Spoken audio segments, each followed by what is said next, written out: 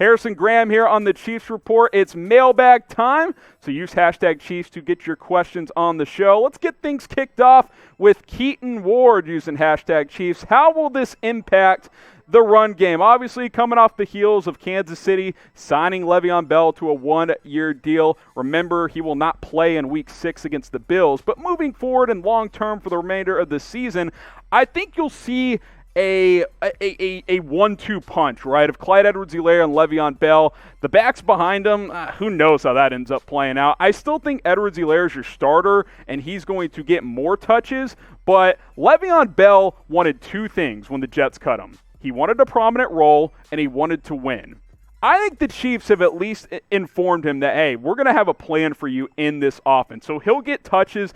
I would expect once he's up to full speed, so maybe in a couple of weeks, by Week 7, Week 8, maybe he's in that 10 to 13 touches per game. Edwards-Helaire is in that, 15 to 18. Remember, they throw a bunch. The receivers get a lot of targets. So it's just going to have to be one of those things that we watch play out. But this will be a fun development for sure when it comes to Le'Veon Bell playing in this Chiefs offense. So what is your one-word reaction to the Chiefs adding Le'Veon Bell? I'm excited, man. I want to see how Andy Reid and Bieniemy can use this guy. It's obviously been a rough go for him in New York, but I'm excited. I know a lot of you guys are too. So get your one-word reaction to the Chiefs signing Le'Veon Bell in the comment section. Now, Chiefs fans, get subscribed to the Chiefs Report because we got videos going up just about every day now. As we continue to grow, we are able to increase our coverage. We have a bunch of channels at Chat Sports trying to get the Chiefs Report on par with some of our other ones. We can do it with your help. If you want to be loud, if you want to represent Chiefs Kingdom, subscribe to the channel. Hit that big red button. We got videos going up every single day just about. Also, you can turn on that notification bell. That way you never, ever miss a video here on the Chiefs Report. Devin Nutter is next up. Trade for James Daniels. He is out for the season, Devin. The Bears left guard went down, and he is done. So I know you guys want a new left guard with Osimile down. Go check out my video on the channel if you haven't already. That's another reason to subscribe. All right, next up here, Nathaniel Eaton, Wathan Matchnick. I'm just guessing what your name is. Will the Chiefs dominate the Bills, or will the game be close? I think Kansas City will come out focused and play well. The theme so far this season is the big games on paper, right? So like the Ravens opening night against the Texans, the Chiefs have come out and they've dominated, right? The games that they probably overlooked their opponent, Chargers, kind of stumbled their way into an overtime win. The Raiders got their ass kicked. They got humbled in that game. I think they'll come out focused. Buffalo's a solid team. This is a tough game on the road. I think the Chiefs will play well. I think they'll win. I don't think they'll dominate, but maybe like a 7 to 10 point win up in Buffalo. That's kind of what I'm looking for. 60 good minutes from Kansas City. And if you want to bet on this game, there's only one place to do it. It's BetUS. Go to chatsports.com/ChiefsBet. That promo code Chiefs125, it's going to get you a 125% deposit bonus. What does that mean? Let me do some math for you guys. You put down $100, you're going to get an additional $125 for free. That's a pretty damn good deal. If you like betting on the Chiefs, betting on the NFL, one place to do it, BetUS. Go to chatsports.com/ChiefsBet. Use that promo code Chiefs125 to get that bonus. All right, Nichole is next up here. What about our salary cap the next few years? Well, the Bell thing is a one-year deal, so that doesn't really impact anything long-term. If Brett Veach has proved anything this offseason, which he's proved a lot, the salary cap can be extremely manipulated. If you guys don't remember, the Chiefs at one point had $177 in cap space. Not $177,000, $177, and they re-signed Chris Jones. They restructured Sammy Watkins. They brought back Bashaud Breeland. They re-signed Mike Pennell. Now they've signed Le'Veon Bell, and they still have room in cap space. They've been able to do everything that they want to. The salary cap, I won't say it's a complete myth, but oh yeah, by the way, they gave $500 million to Patrick Mahomes. Guys, the salary cap, you can make it work. It's a myth in the end. Kansas City Chiefs watching the Kansas City Chiefs Report. Appreciate it. We should cut Darrel Williams and Darwin Thompson. Get rid of them all. You don't have to, though, right? Like, it's a 53-man roster, so you don't have to cut 2 to add 1 for Le'Veon Bell. I do think a running back will get cut. I don't think it'll be Darrel Williams. This Chief staff likes him. He's been okay, not great, to be honest. I like Darwin Thompson coming out of Utah State, but he just makes too many mistakes. Mental errors on pass protection. He fumbles more often than you'd like him to. I like his upside, but he just seems to make errors when he gets onto the field. I think Thompson is more likely than Williams. It'll be Thompson or DeAndre Washington.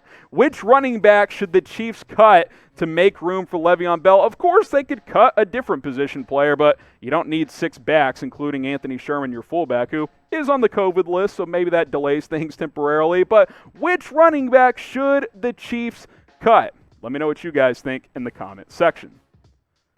Optify here as we continue with our live Chiefs mailbag. Do you think the Chiefs will win the Raiders in their next game? So they go to Vegas after the bye week. Andy Reid, historically, Andy Reid coach teams dominate after the bye week. They will not overlook the Raiders again. I can assure you that. I believe it's week 11. Yeah, it's week 11 because the bye week is in week 10. We got the upcoming schedule here for you guys.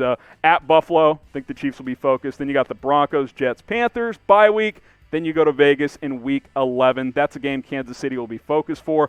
I would be stunned if the Raiders sweep this Chiefs team in 2020, but they won the first game, so anything's possible. Super Bowl 54 champions, maybe Super Bowl 55 as well. Do you think the Chiefs will be Super Bowl 55 champions? I didn't even read your question, and I said that. Look, if I was a betting man, which I am, I would probably take the field just because it's a 31-1 chance, right? Or maybe not 31-1 at this point, maybe like 20-1 because a lot of teams are already not in the mix. I think they're the favorite still. Would I take them or the field? I would take the field, but if I was picking one team, I do think when the Chiefs are locked in, they are the team to beat. So I'll say in that sense, they are the favorites to win it. Joel Fernandez, if Sammy Watkins doesn't play tonight, will the Chiefs offense struggle? Not tonight, Monday night or Monday afternoon football, really. It's 5 o'clock Eastern kickoff, 4 o'clock Central time up in Buffalo. That'll be interesting to see how that goes. He's not going to play for one. He has not practiced at all this week, so don't expect him to play. I think he'll miss at least 2 games. I love Sammy Watkins. I don't think he's like the glue or anything. It's nice to have him out there, but it's not like the Chiefs' offense is going to melt if he doesn't play. I think the offense will be just fine. Sheth Productions, do you think the Chiefs play down to our opponents most of the time? Hashtag Chiefs. Certainly there's been a couple examples of that this year, right? But I think this is a team that, they know when the big games are, right? Like, when they play Baltimore on Monday Night Football on the road, what did they do? They just whipped them, right? Not even a game. Texans opening a game of the NFL season, same deal, whipped them. Obviously, Houston's not great, but at the time, that was a very impressive win. And sure, Chargers backup quarterback, plays really well against you. That Justin Herbert guy's looking pretty damn good, guys.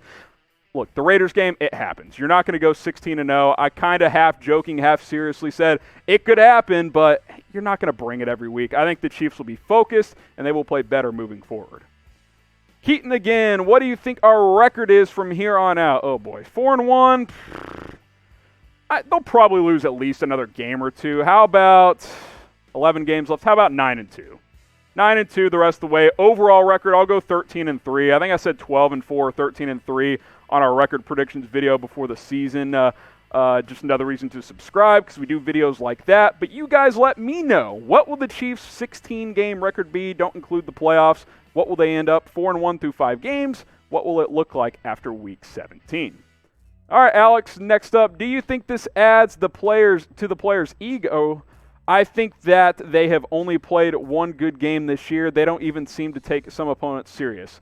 They crushed the Texans Week 1, and they crushed the Ravens on Monday Night Football a couple weeks ago. They didn't even play that good against the Patriots, and they won by 16. I wouldn't say they've only played one good game this year. Have they been flawless? No, they definitely have not. The Ravens game is the only game that they've played to potentially their full potential, right? Like the other games, there's been some errors, there's been some mistakes, but I think it just shows how good this team is, right? Like you could say they've played C+ football this year and they're 4-1.